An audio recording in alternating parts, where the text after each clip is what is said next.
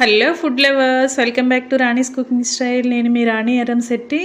ఈరోజు జంతికలను చాలా డిఫరెంట్గా, క్రంచీగా, టేస్టీగా చేసి చూపిస్తానండి. నూనె అనేది అస్సలు పీల్చకుండా చాలా ఈజీగా ఎలా కుక్ చేసుకోవాలో ఆ ప్రాసెస్ అంతా వివరిస్తాను. మీరు వీడియోని ఎక్కడ స్కిప్ చేయకుండా లాస్ట్ వరకు చూసి ఆ ప్రాసెస్ అంతా ఫాలో అవ్వచ్చు. ఫ్రెండ్స్, నా వీడియో కనుక మీరు ఫస్ట్ టైం చూస్తున్న వారైతే రన్ అవుతున్న వీడియో కింద రెడ్ కలర్ ఆప్షన్ టచ్ చేసి ఏఎల్ఎల్ ఆల్ అనే బెల్ ఐకాన్ని కూడా టచ్ చేయండి. నేను ఏ రోజు పెట్టిన రెసిపీ ఆ రోజు మీ ఫోన్కి నోటిఫికేషన్ వస్తుంది, ఓపెన్ చేసి చూసుకోవచ్చు. ఫ్రెండ్స్, ముందుగా ఇంకా ప్రాసెస్ స్టార్ట్ చేద్దామండి. ముందుగా మిక్సింగ్ బౌల్ తీసుకోండి. ఒక కప్పు నిండా బియ్యం పిండి తీసుకోండి. నేను ఒక కప్పుతో చూపిస్తున్నాను. మీరు ఒక కేజీ పిండి అయినా కూడా చేసుకోవచ్చండి ఈజీగా. ఆ టిప్స్ అన్నీ కూడా నేను చెప్తాను.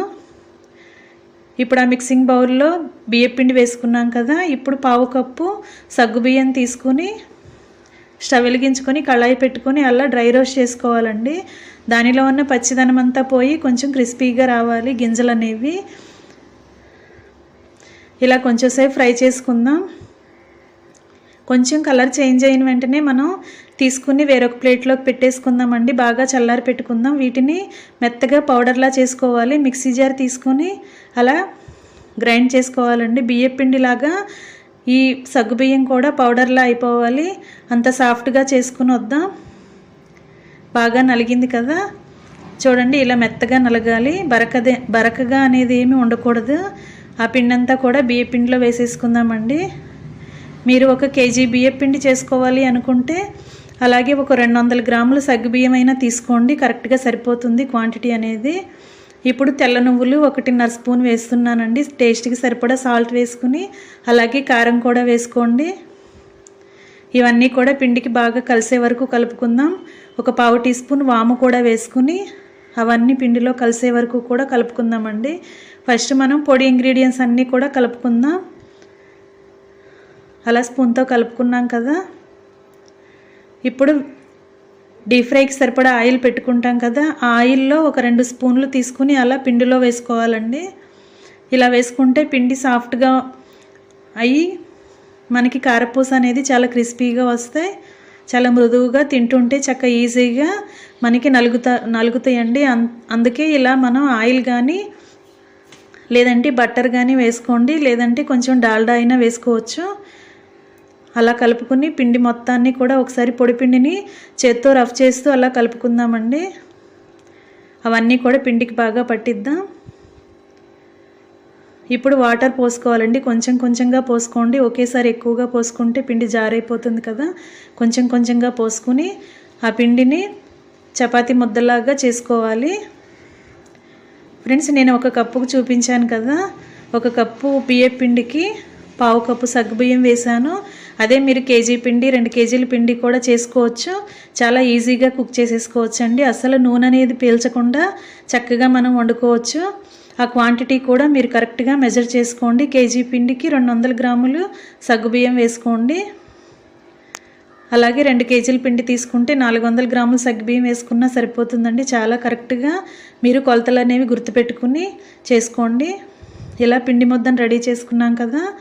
కొంచెం ఆయిల్ని చేతికి అప్లై చేసుకుని ఆ పిండి ముద్దకి అంటిద్దామండి. కొంచెంగా అలా చేస్తే పిండి అనేది ఆరిపోకుండా ఉంటుంది. మనం చేసుకునేదాకా కూడా సాఫ్ట్గానే ఉంటుంది. అలాగే చక్కగా తడిగా లేకుండా మనం చేతికి పిండి ముద్దను తీసుకునేటప్పటికి చేతికి అసలు అంటుకోకుండా చక్కగా ఈజీగా కట్ అవుతుందండి.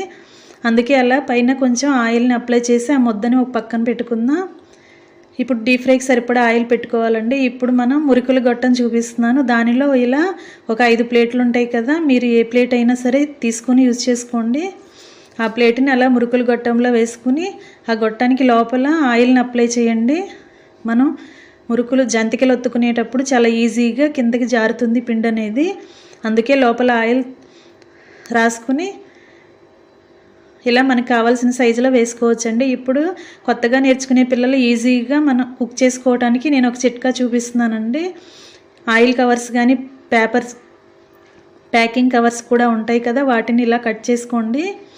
ఒక్కొక్క కవరు కూడా 4 పీసెస్ 4 పీసెస్ చేసుకోవచ్చండి. లేదంటే 2 పీసెస్ చేసుకోండి. మనం వేసుకునే జంతికల సైజును బట్టి ఆ కవర్లు అనేవి కట్ చేసుకోండి.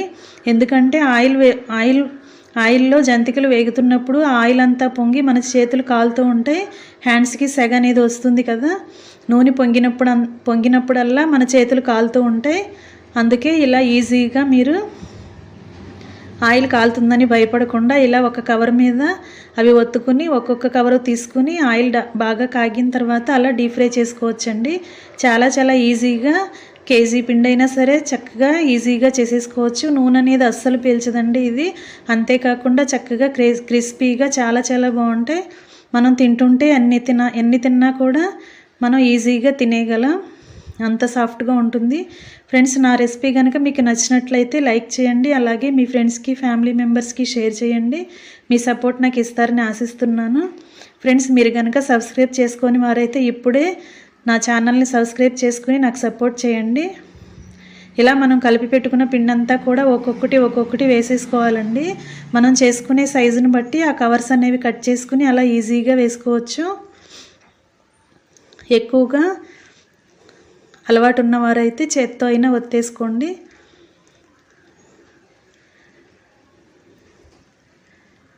ఇలా చేసుకోండి. నూనె పొంగుతున్నప్పుడు మన చేతులకి బాగా సెగొస్తూ ఉంటుందండి. ఫ్లేమ్ మాత్రం కొంచెం మీడియంలో పెట్టుకోండి. ఎక్కువగా పెట్టుకుంటే చేతులు బాగా కాలుతాయి, నూనె అనేది బాగా హీట్ అవుతుంది. ఇంకా రెడీ అయిపోయినాయండి. ఎంతో క్రిస్పీగా ఉండే సగ్గుబియ్యం బియ్యపిండి జంతికలు చాలా బాగుంటాయి, సాఫ్ట్గా ఉంటాయండి. నూనె అనేది అస్సలు లాగలేదు. ఇలా ఎంత పిండి అయినా కూడా ఈజీగా చేసేసుకోవచ్చు. మీ ఇంట్లో కూడా అందరికీ నచ్చుతాయి. మీరు కూడా ఈ రెసిపీ నచ్చినట్లయితే ఫాలో అవ్వండి. మీ ఫ్రెండ్స్కి ఫ్యామిలీ మెంబర్స్కి కూడా ఈ వీడియో షేర్ చేయండి. అలాగే మీరు ట్రై చేసి ఎలా కుదిరిందో కూడా నాకు కామెంట్ చేయండి. అలాగే చివరిగా లైక్ చేయటం మాత్రం మర్చిపోకండి. Thanks for watching. నేను మీ రాణి ఎర్రంశెట్టి.